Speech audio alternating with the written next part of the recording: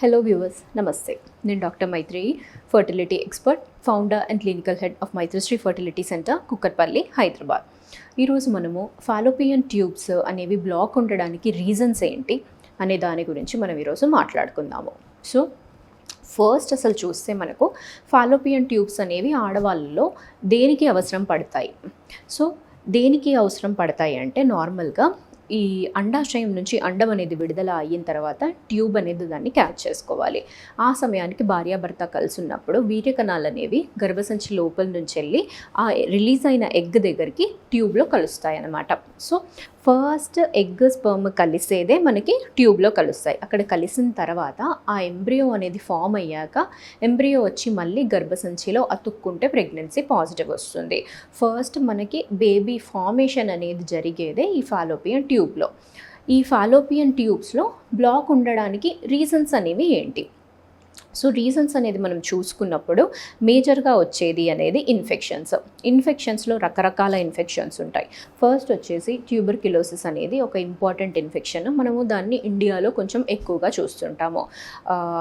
లో socio economic status అయినా కానీ, అన్హైజినిక్ కండిషన్స్ అయినా కానీ ఉన్నప్పుడు ట్యూబర్క్యులోసిస్, టీబీ ఇన్ఫెక్షన్ అనేది కొంచెము ఎక్కువగా ఉంటుంది. సో ఈ టీబీ ఇన్ఫెక్షన్ అనేది ఎఫెక్ట్ అయినప్పుడు కూడా ట్యూబ్స్ అనేవి దాంట్లో ఎఫెక్ట్ అవుతాయి.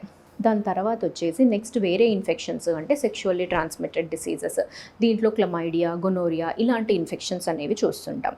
తర్వాత ఇన్ఫెక్షన్స్ అనేది ఒక రీజన్. నెక్స్ట్ ఇన్ఫెక్షన్స్ కాకుండా వేరే కారణాలు అనేవి ఏముండొచ్చు. వేరే కారణాలకి మనం వచ్చేస్తే నెక్స్ట్ వచ్చేసి ఎండోమెట్రియోసిస్ అనేది కూడా ఒక మేజర్ కండిషన్. ఎండోమెట్రియోసిస్ అంటే గర్భాశయంలో ఉండే పొర ఏదైతే ఎండోమెట్రియం ఉంటుందో అది ఇక్కడే కాకుండా వేరే చోట్ల కూడా డిపాజిట్ అయ్యే ఛాన్సెస్ అనేవి ఉంటాయి. అలా అయ్యింది అన్న కండిషన్నే ఎండోమెట్రియోసిస్ అంటాము. సో ఈ కండిషన్లో ఎక్కువగా రా ఏరియాస్ అనేవి ఉన్నప్పుడు ట్యూబ్స్ అనేవి అతుక్కుపోతాయి. అవి లేటరల్ పెల్విక్ వాల్ కన్నా కానీ అతుకొచ్చు, లేకపోతే బయటి నుంచి అన్నా కానీ కంప్రెస్ అవ్వచ్చు. అలా కంప్రెస్ అయినప్పుడు దానిలో బ్లాక్స్ అనేవి ఏర్పడతాయి అన్నమాట. అలాంటి కండిషన్స్లో కూడా ఎగ్ స్పర్మ్ కలవలేని సిచ్యువేషన్స్ అనేవి ఉంటాయి. నెక్స్ట్ ఈ ఎండోమెట్రియోసిస్ కాకుండా వేరే రీజన్స్ అనేవి ఏముండొచ్చు. దాంట్లో వచ్చేస్తే surgeries, post operative conditions.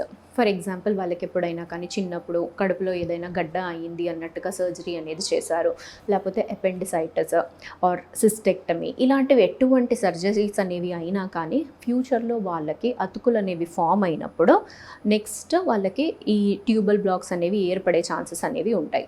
For example even ఇంకొక చిన్న ఎగ్జాంపుల్ ఏంటి అంటే మొదటిసారి డెలివరీ అప్పుడు సెక్షన్ అయ్యింది అంటే సెకండ్ టైం వాళ్ళకి ఎప్పుడైతే ప్రెగ్నెన్సీ గురించి ప్రయత్నిస్తున్నారో అప్పుడు అవ్వడం లేదు అంటే ఈ ట్యూబ్స్లో ఏమైనా బ్లాక్స్ ఏమైనా ఉన్నాయా అనేది కూడా చూసుకోవాల్సిన అవసరము అనేది ఉంటుంది. So any history of surgery, ఎటువంటి సర్జరీ అనేది అయినా కానీ దాని తర్వాత ట్యూబ్స్ అనేవి ఎలా ఉన్నాయి అనేది వాళ్ళని చెక్ అనేది చేయాల్సి వస్తుంది.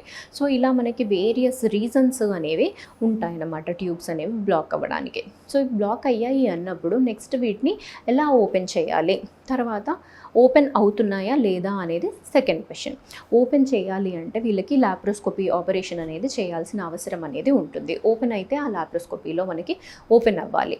ఇన్ కేస్ అవ్వడం లేదు అంటే నెక్స్ట్ ఎలాంటి ట్రీట్మెంట్కి అనేది వెళ్ళాలి. ఓపెన్ అవ్వట్లేదు అంటే అప్పుడు రెండు సైడ్స్ బ్లాక్ ఉన్నాయంటే ఐవీఎఫ్ ట్రీట్మెంట్కి వెళ్ళాల్సిన అవసరం అనేది ఉంటుంది.